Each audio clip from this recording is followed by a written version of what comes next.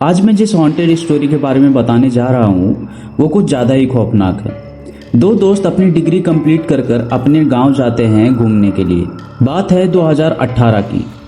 दोनों दोस्तों में से एक दोस्त ने हमारे साथ ये पूरा इंसिडेंट शेयर किया है। राहुल बताते हैं कि कैसे उनका फ्रेंड उनके गांव आता है और दोनों में चुल मस्ती है एक भूतिया इलाके में जाने की, जहां पे एक औरत की मौत हुई होती है। राहुल बताते हैं कि उनका फ्रेंड उनके गांव आया होता है घूमने के लिए। उसके बाद उसे कुछ हॉरर इंसिडेंट के बारे में पता चलता है गांव में, जिससे उसे चुल मचती है उस हॉरर इंसिडेंट के प्लेस पर जाने के लिए। उनके साथ आगे क्या क्या होता है आज हम वो पूरा इंसिडेंट आपके साथ शेयर करने वाले हैं। वीडियो को अगर अभी तक लाइक नहीं किया है तो प्लीज लाइक कर दीजिए, चैनल को सब्सक्राइब कर दीजिए और वीडियो को हाइप करना मत भूलिए। आप हमारे साथ अपना हॉरर इंसिडेंट कैसे शेयर कर सकते हैं ये हम वीडियो के लास्ट में बताएंगे। बढ़ते हैं इंसिडेंट की तरफ। होता यूं है कि राहुल अपने बेस्ट फ्रेंड को अपने गांव लेकर जाते हैं। उनका बेस्ट फ्रेंड जिसका नाम समीर होता है, उसे कोई आइडिया नहीं होता भूत प्रेत के बारे में, क्योंकि वो फर्स्ट टाइम किसी के गांव विजिट कर रहा होता है और वो सिटी में ही हमेशा से रहते आ रहा था, इसलिए उसे पता नहीं होता भूत प्रेत के बारे में और वो भूत प्रेत पे भरोसा भी नहीं करता था। वो कहता था कि कोई भूत प्रेत नहीं होता है, अभी तक उसने देखा नहीं था इसलिए उसे यकीन नहीं होता। वो कहता है कि भूत प्रेत जैसा कुछ नहीं होता है, ये सब लोगों का वहम है। समीर के फैमिली में भी किसी के साथ कभी ऐसा इंसिडेंट नहीं घटा था, इसलिए उसके फैमिली में भी किसी को कोई प्रॉब्लम नहीं थी इससे, और उसके फैमिली में भी बहुत से ऐसे लोग थे जिन्हें भरोसा नहीं होता था। अब देखो, जो टीनेज बच्चे होते हैं जिनकी उम्र बढ़ रही होती है 20 या 21 साल की, वो लोग में एक अलग सा चुल होता है, एक अलग सा ओवर कॉन्फिडेंस होता है। उन्हें लगता है कि जो हम कर सकते हैं, जो हम चाहते हैं, वो और कोई नहीं कर सकता। वो बातें ईगो पर ले लेते हैं। एक दोपहर राहुल और समीर दोनों एक सुनसान रास्ते से जा रहे होते हैं। उस रास्ते पर चलने वाले, पैदल चलने वाले नहीं जाते थे, सिर्फ बाइकें और बड़ी गाड़ियां जाती थी। रास्ते के जस्ट साइड में एक छोटा सा बगीचा था जहां पर 4-5 आम के पेड़ लगे थे बड़े बड़े। गांव वालों का कहना था कि उस बगीचे में एक सफेद साड़ी पहने रात को एक औरत घूमती है, मतलब उस बगीचे में एक औरत की आत्मा है। गांव वाले कहते हैं कि कुछ सालों पहले एक औरत वहां पे लिफ्ट मांग रही होती है, शाम के समय, अंधेरे के समय। किसी कारण उसकी मौत हो जाती है और तभी से उसकी आत्मा उस बगीचे में घूम रही होती है। गांव के बहुत सारे लोगों ने उस आत्मा को देखा भी था और अभी भी ऐसा हो रहा है कि जब जब कोई गाड़ी से या फिर 4 व्हीलर से वहां से निकलता है तब वो आत्मा खड़े होकर वहां पे लिफ्ट मांगती है, और लिफ्ट ना देने पर वो आत्मा उनका पीछा करती है बिल्कुल गाड़ी के स्पीड से, जिसको देखकर गाड़ी वाले स्पीड बढ़ाते हैं क्योंकि वो डर जाते हैं। स्पीड बढ़ाने के कारण कहीं ना कहीं उनका एक्सीडेंट हो जाता है और मौत हो जाती है। ऐसे इंसिडेंट्स बहुत बार हो चुके थे। ये भी बताया जाता है कि जब कोई दिन में जाता था तो आत्मा उसे अपने नजर में कैद कर लेती थी।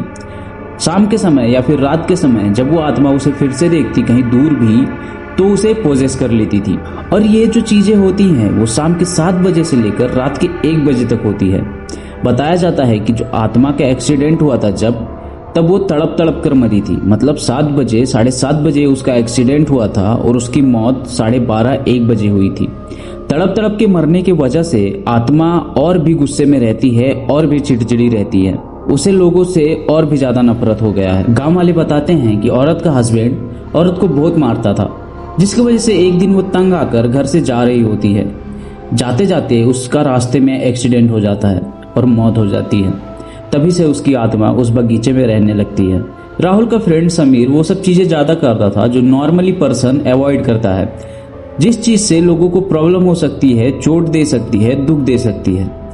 राहुल का फ्रेंड कहता था कि ये जिंदगी तो एक ही बार मिली है, अगर अभी नहीं जिएंगे तो बाद में पछताएंगे। दोनों को गांव में आए लगभग 3 से 4 दिन हो जाते हैं।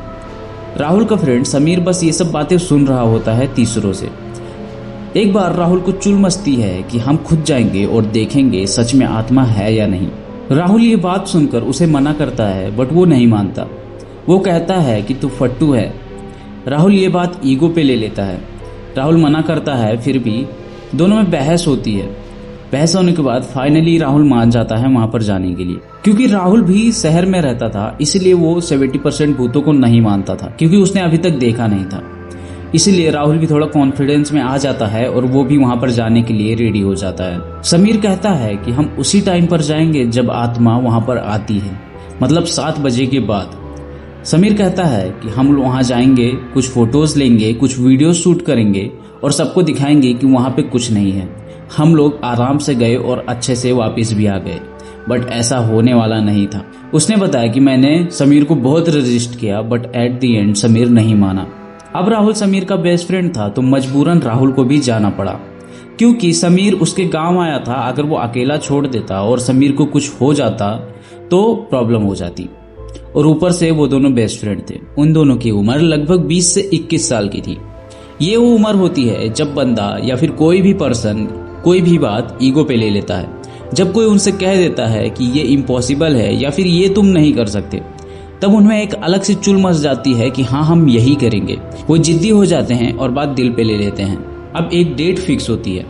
दोनों डिसाइड करते हैं कि सैटरडे के शाम हम लोग वहां जाएंगे, थोड़े बहुत फोटोज लेंगे, थोड़े बहुत वीडियो शूट करेंगे और वापस घर आ जाएंगे। दोनों का प्लान होता है कि सैटरडे के शाम हम ड्रिंक करेंगे, पार्टी करेंगे, थोड़ा बहुत एंजॉय करेंगे, उसके बाद निकलेंगे उस रोड की तरफ। उनके घर से तकरीबन 20 मिनट की दूरी पे था रोड, और वो लोग पैदल ही जाने का डिसाइड करते हैं। राहुल का डिसीजन ये था कि हम ज्यादा ड्रिंक कर लेंगे, जिसके वजह से सब कुछ समीर भूल जाएगा और हम उस रोड पर नहीं जाएंगे, पूरा प्लान कैंसिल हो जाएगा। सैटरडे के शाम ड्रिंक करते करते उन्हें ज्यादा देर हो जाती है। निकलना था उन्हें 7 बजे, बट बज जाते हैं 8। जैसा कि राहुल ने प्लान किया था लगभग वैसा ही हो रहा था। एट द एंड जब वो लोग खाना खा के सोने जा रहे होते हैं, तब समीर के दिमाग में ब्लिंक करता है कि हाँ हमें उस जगह पर जाना था। फिर समीर कहता है कि चलो चलते हैं।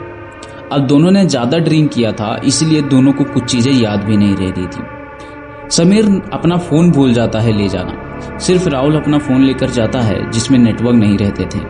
राहुल का फोन पुराना था, तो वो किसी एक सेपरेट एरिया पे जब जाता था तब उसके फोन में नेटवर्क आता था। दोनों दोस्त निकलते हैं। उन्हें लगभग 15 से 20 मिनट लगता है वहां पहुंचने में। टाइम तकरीबन 8:30 बज रहे होते हैं। अब देखो, अब कोई नॉर्मल पर्सन होता तो उसे भी टहलने का मन करता रात में, क्योंकि अक्सर लोग खाना खाने के बाद और ड्रिंक करने के बाद बाहर निकलते हैं घूमने टहलने के लिए। वो लोग टहलते हैं, वहां पे थोड़ी देर बैठते हैं। बीच बीच में रास्ते से कुछ गाड़ियां भी आ जा रही थी। उनके साथ तब तक कुछ गलत नहीं होता है। वो लोग थोड़ा बहुत फोटो लेने का डिसाइड करते हैं। समीर ने जैसा डिसाइड किया था वैसा ही हो रहा था। समीर कहता है कि राहुल देख, यहाँ पे तो कोई भूत नहीं है, कुछ भी नहीं है। गांव वाले अफवाह फैला रहे हैं और तुम लोग उस बात को मान रहे हो। उसके बाद वो लोग थोड़ा वीडियो और फोटो शूट करने का डिसाइड करते हैं। समीर जो पोज दे रहा होता है और राहुल फोटो क्लिक करने के लिए 10 से 15 फीट पीछे जाता है। दोनों सड़क के ऑपोजिट साइड में खड़े थे, मतलब एक लेफ्ट साइड तो एक राइट साइड में खड़ा था। फोटो लेते लेते राहुल नोटिस करता है कि समीर के पीछे कोई खड़ा है। वो समीर को बताता है कि देख तेरे पीछे कोई खड़ा है, शायद वो कोई जानवर है या फिर कोई इंसान। समीर पीछे मुड़कर देखता है पर वहां पे कुछ नहीं होता। समीर को लगता है कि राहुल मेरी फिरकी ले रहा है, मेरे मजे ले रहा है। वो राहुल को गालियां भी देता है थोड़े बहुत। थोड़ी देर बाद समीर के कंधे पे कोई हाथ रखता है। समीर जो ड्रंक होता है वो ज्यादा उस चीज को नोटिस नहीं कर पाता, पर इतना महसूस हो रहा था कि कोई उसके कंधे पर हाथ रख रहा होता है। वो पीछे मुड़कर बार बार देख रहा था, बट पीछे भी कोई नहीं होता। राहुल जो उसकी फोटोज क्लिक कर रहा होता है वो कहता है कि क्या पागलपन कर रहा है, चुपचाप पोज देना।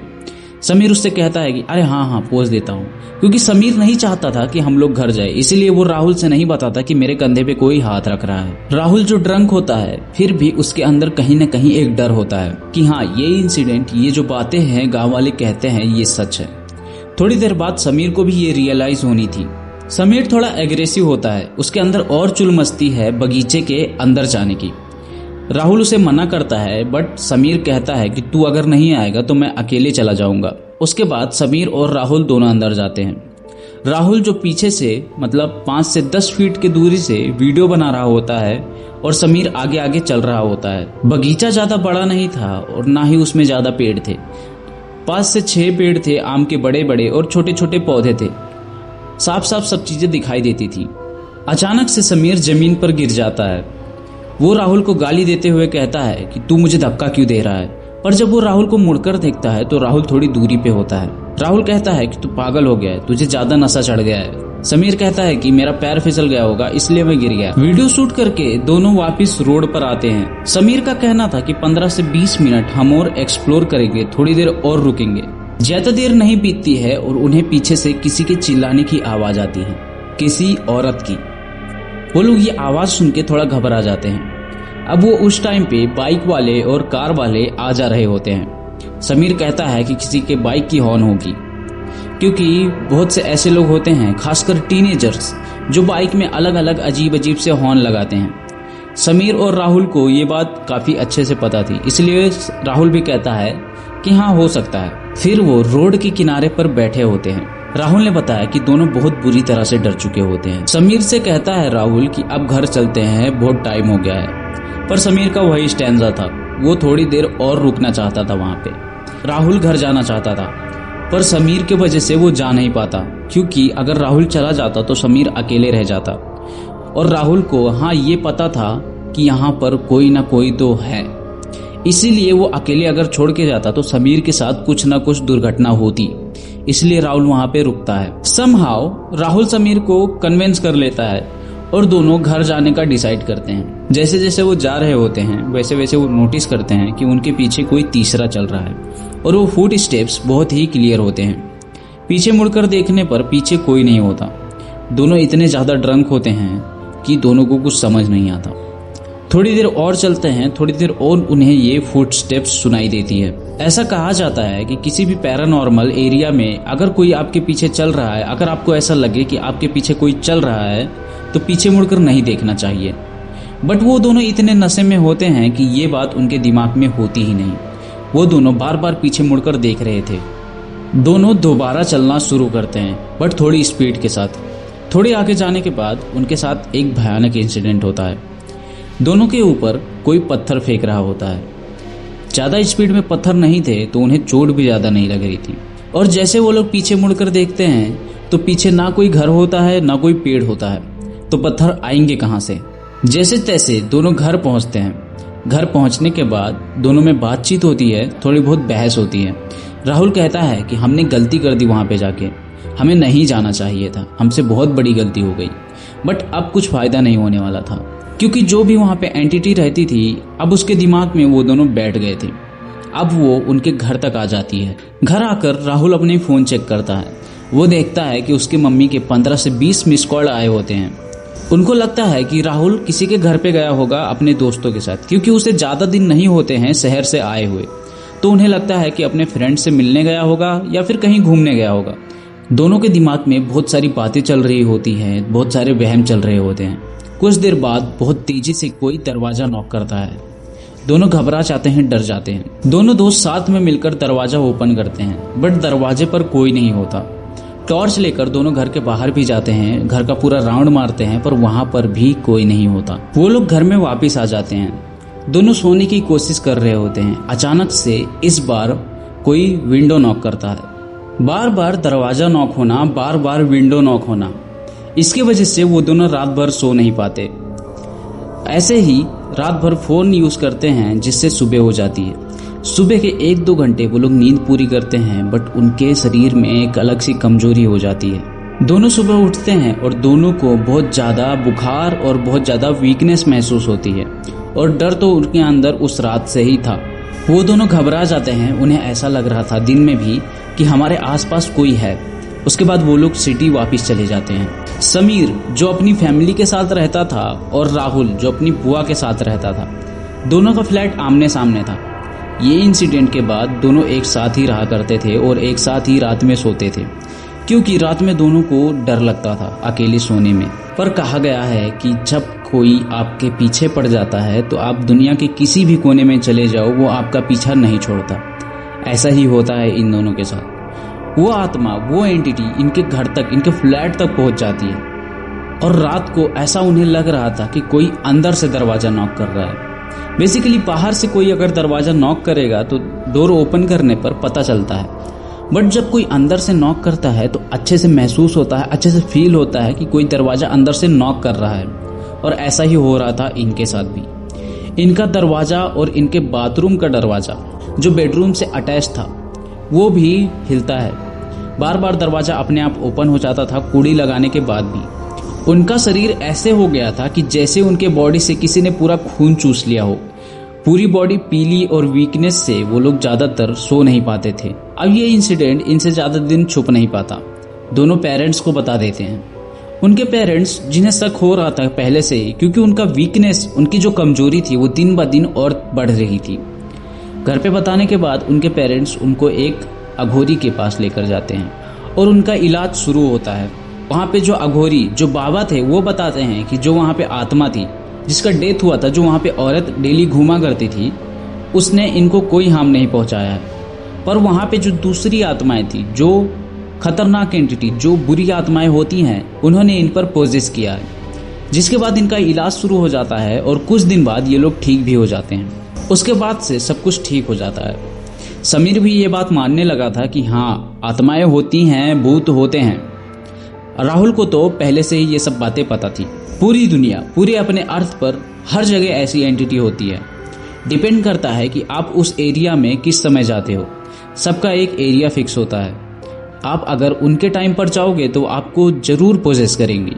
इसीलिए अपने गांव के बुजुर्ग, जो आपके बुजुर्ग फैमिली वाले, जो आपसे बातें शेयर करते हैं, आपको बातें बताते हैं, वो बातें माना करो और उनकी बात सुना करो, क्योंकि वो एक्सपीरियंस होते हैं। उन्हें उस सब चीज़ों का नॉलेज होता है, क्योंकि उनके पेरेंट्स, आपके दादा दादी या फिर कोई भी, वो सब चीज़ें उनके साथ हो चुकी होती है।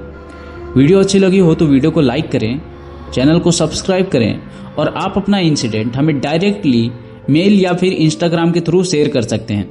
दोनों का लिंक मेरे डिस्क्रिप्शन में दिया हुआ है। अगली वीडियो जल्द ही आएगी। बाकी के लिए जय श्री राम।